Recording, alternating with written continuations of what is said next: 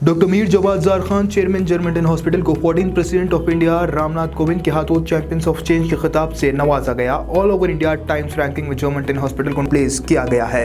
Experienced German and robotic technology only at German hospital, Attapur, Hyderabad. अस्सलाम वालेकुम वरहमतुल्लाहि वबरकातुहू। मैं डॉक्टर शबाना नाज़मीन हूँ, consultant nephrologist, transplant physician, German hospital में। एक्चुअली हम लोग किडनी की दायमी बीमारी, क्रॉनिक किडनी डिसीज़ और उसके सिम्टम्स में कई बार बात कर चुके हैं। जो क्रॉनिक किडनी डिसीज़ है, जिसे किडनी की दायमी बीमारी कहते हैं, तो मेन रीजंस क्यों आता है, किस लिए आता है, किस में आता है। तो रीजंस जैसे कि अगर शुगर है या बीपी है या ओबेसिटी है या क्रॉनिक किडनी मतलब बचपन से ही किडनी का प्रॉब्लम है या बार बार स्टोन के डिसीजेस की वजह से, जहाँ पर आपकी kidney functioning more than 3 month से लेस देन 60% यानी 60% से भी कम काम कर रही है आपकी किडनी, तो उसको क्रॉनिक किडनी डिसीज। जहाँ पर 3 महीने से ज़्यादा का सिम्टम्स है या 3 महीने से ज़्यादा आपका क्रिएटिन ज़्यादा है या 3 महीने से ज़्यादा यूरिन में कुछ प्रोटीन जा रहा विद किडनी डैमेज से, तो उसको क्रॉनिक किडनी डिसीज़ बोलते हैं या किडनी की दायमी बीमारी। तो किडनी की दायमी बीमारी का इलाज क्या है, क्या उसको प्रिवेंट कर सकते हैं, प्रिवेंशन क्या है और ट्रीटमेंट क्या है। प्रिवेंशन माने उसको हम लोग पहले से प्रिवेंट कैसा कर सकते हैं। प्रिवेंशन के लिए अगर आप बीपी शुगर के पेशेंट्स हैं तो ईयरली वंस आप एक बार ब्लड टेस्ट, क्रिएटिन चेक करा के और एक यूरिन टेस्ट, जो उसमें यूरिन में कुछ प्रोटीन जा रहा है, ये चेक करके आप अर्ली प्रिवेंट कर सकते हैं। क्योंकि किडनी की दायमी बीमारी एक बार आने के बाद फिर रिवर्सल डिफ़िकल्ट है, रिवर्स होना मुश्किल है। तो रिवर्स होने से पहले, आने से पहले इसको हम प्रिवेंट कर सकते हैं। अगर आपका बीपी कंट्रोल में है, शुगर कंट्रोल में है, वज़न कंट्रोल में है, अगर आप स्मोक कर रहे हैं या अल्कोहलिक है तो स्मोक छोड़ दिया, अल्कोहल छोड़ दिया और डाइट सही तरह का डाइट ले रहे, यानी सॉफ्ट ड्रिंक्स ज़्यादा नहीं ले रहे और अनहेल्दी डाइट नहीं चल रहा और पेन किलर्स अवॉइड करें, ओवर काउंटर मेडिकेशंस नहीं ले रहे, ठीक तरह से पानी पी रहे, ये सारी चीज़ें। स्टोन डिसीज़ बार बार आ रहा तो उसका रीज़न क्या है, क्यों आ रहा, उसका वर्कअप अगर सही तरीके से हो गया, ये सारी चीज़ें से प्रिवेंट करने से किडनी की दायमी बीमारी प्रिवेंट कर सकते हैं। अगर किडनी की दायमी बीमारी आ गई है, अब नेक्स्ट क्या करना है, उसका ट्रीटमेंट क्या है। तो किडनी की दायमी बीमारी के स्टेजेस होते हैं। क्रॉनिक किडनी डिसीज़ जिसके स्टेजेस, यानी स्टेजेस 1 to 5 स्टेजेस है।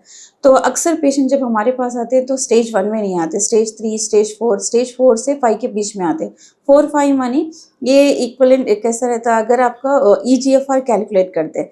ईजीएफआर एक मतलब ऑनलाइन ऐप में से आपका क्रिएटिनिन देख के, आपका बॉडी साइज़ क्या है, मेल फीमेल है, रेस क्या है, ये सारी चीज़ें देख के आपका क्रिएटिनिन, जो भी आपके ट्रीटिंग डॉक्टर है, आप जब पेशेंट क्रिएटिनिन के साथ जाते तो ईजीएफआर चेक होता है। तो अगर ईजीएफआर लेस देन 90 है और 3 महीने से ज़्यादा आपको किडनी का प्रॉब्लम है, प्रोटीन भी जा रहा है, तो उसको किडनी की दायमी बीमारी बोलते हैं। सो लेस देन 90 से लेके लेस देन 15% तक स्टेजेस रहते हैं। Stage 1, stage 2, stage 3, stage 4, stage 5।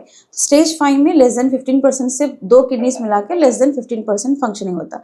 अक्सर पेशेंट्स पूछते हैं अगर आपको किडनी के प्रॉब्लम है, ऐसा अगर हम कुछ बोले तो मैडम 1 किडनी काम कर रहा है या 2 किडनी भी काम नहीं कर रही क्या।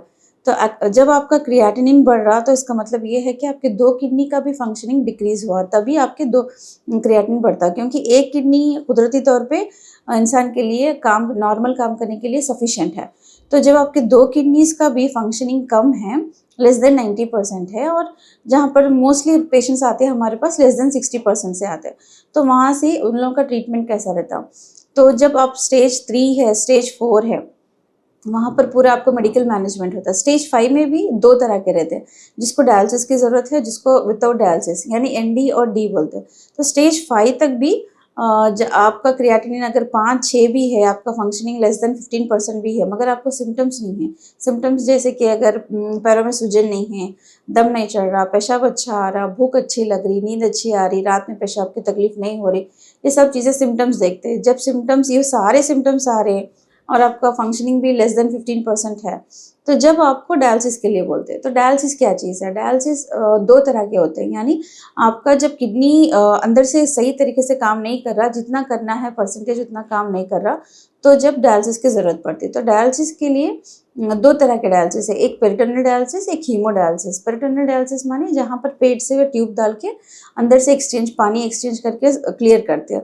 हीमोडायलिसिस माने ब्लड डायलिसिस होता। तो अक्सर पेशेंट्स हम लोग हीमोडायलिसिस के लिए एडवाइस करते हैं, लेकिन पेरिटोनियल डायलिसिस परफेक्ट डायलिसिस रहता।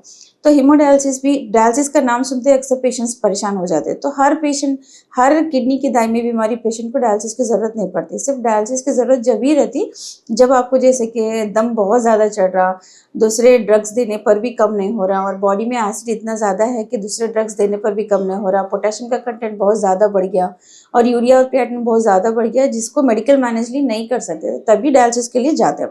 सो इसीलिए जब भी डायलिसिस को जा रहे हैं तो पेशेंट के लिए यूजुअली ब्लड डायलिसिस के लिए जाते हैं।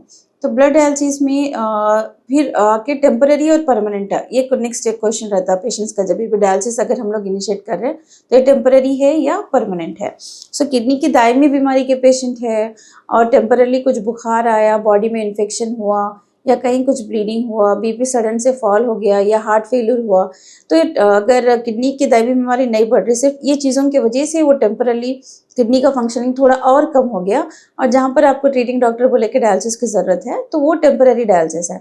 मगर ये सारी चीज़ें फैक्टर्स हटाने के बाद भी सिर्फ किडनी की दायमी बीमारी है और जो प्रोग्रेस होते जा रहे, तो वहाँ पर आपको परमानेंट डायलिसिस की ज़रूरत पड़ती है। सो अगेन आपके ट्रीटिंग डॉक्टर डिसाइड करते हैं कि आपको हफ्ते में 2 बार की ज़रूरत है या 3 बार की ज़रूरत है। फिर टेम्पररी डायलिसिस कहाँ पर होता, जहाँ पर टेम्पररी आपका किडनी का डैमेज है, जैसे कि एक ही है अक्यूट किडनी इंजरी बोलते हैं। सो अक्यूट किडनी इंजरी माने अगर कुछ भी सडन से बीपी डाउन हो गया, इन्फेक्शन हो गया, निमोनिया है, कहीं भी बॉडी में इन्फेक्शन है या कहीं में कुछ हार्ट फेल्यूर है या कुछ लीवर फेल्यूर है, जहाँ पर टेम्परली आपका किडनी काम करना कम हो गई और मेडिकल मैनेजमेंट मतलब मेडिसिन से कुछ नहीं हो रहा और पेशाब बिल्कुल भी नहीं आ रहा, बॉडी में एसिड बहुत ज़्यादा है और पोटेशियम बहुत ज़्यादा है, तो वो टाइम पर टेम्पररी डायलिसिस करते। टेम्पररी डायलिसिस का भी अगेन डिपेंड करता पेशेंट के रिस्पॉन्स के ऊपर। पेशेंट अगर 14 दिन में या 21 दिन में अच्छा सा इम्प्रूव हो रहा, यूरिन आउटपुट अच्छा इम्प्रूव हो रहा, तो अगर उसको सब चीज़ें जो पैरामीटर्स हम लोग देखते हैं वो सब अच्छा फिट में आ रहा, तो डायलिसिस की ज़रूरत नहीं रहती। लेकिन टेम्पररी जिसका डैमेज होता किडनी, उसको एडवाइजेबल है कि फ्रीक्वेंट फॉलोअप्स करना, मानी एटलीस्ट आप महीने में 1 बार या 3 महीने में 1 बार, फिर उसके बाद 6 महीने में 1 बार आपके ट्रीटिंग डॉक्टर से मिलना, क्योंकि टेम्पररी जब किडनी डैमेज होता है तो चांसेस रहते कि अगर आप फॉलोअप में नहीं है, कुछ भी चेकअप नहीं करवा रहे, तो फिर उसके बाद अगर आपको बीपी शुगर आ गया, अगर कुछ भी इंसल्ट हुआ बॉडी में, तो फिर से किडनी की दायमी बीमारी आने के चांसेस रहते हैं। सो एक्चुअली किडनी की दायमी बीमारी जहाँ पर क्रॉनिक किडनी डिसीज़ है, 5th स्टेज को एंड स्टेज रीनल डिसीज़ बोलते हैं, जहाँ पर डायलिसिस की ज़रूरत रहती है। तो परमानेंट सोल्यूशन क्या है किडनी की दायमी बीमारी का? परमानेंट सोल्यूशन ट्रांसप्लांटेशन है। सो ट्रांसप्लांटेशन भी डिफरेंट टाइप्स है। मतलब अपने तेलंगाना में जीवन दान प्रोग्राम है, जहाँ पर लोग जो भी डेथ वाले डिसीज डोनर बोलते हैं, जहाँ पर माने कैडावर, अगर कोई भी कुछ आरटीए हुआ, एक्सीडेंट्स हुआ, जो मर गए, वो लोग डोनेट करते हैं वहाँ पर।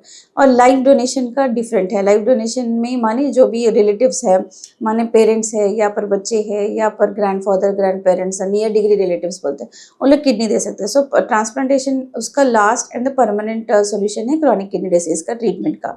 सो बेस्ट थिंग क्या है क्रॉनिक किडनी डिसीज़ के लिए? तो क्रॉनिक, अगर आप बीपी शुगर के पेशेंट है, अगर आपका वज़न ज़्यादा है और आपको बार बार रीनल स्टोन्स है या किडनी में कुछ सिस्ट है या किडनी का कुछ पैदाइशी प्रॉब्लम है या आपके एक किडनी है, तो आप एटलीस्ट ईयरली चेकअप करवाना ट्रीटिंग फिजिशियन या ट्रीटिंग नेफ्रोलॉजिस्ट से मिलना, ताकि आपका क्रिएटिनिन, ईजीएफआर आपको पता चले और प्रिवेंट कर सकें, क्योंकि किडनी दायमी बीमारी का ट्रीटमेंट से बेहतर प्रिवेंशन बेटर है। तो प्रिवेंशन करना is always advisable. Thank you.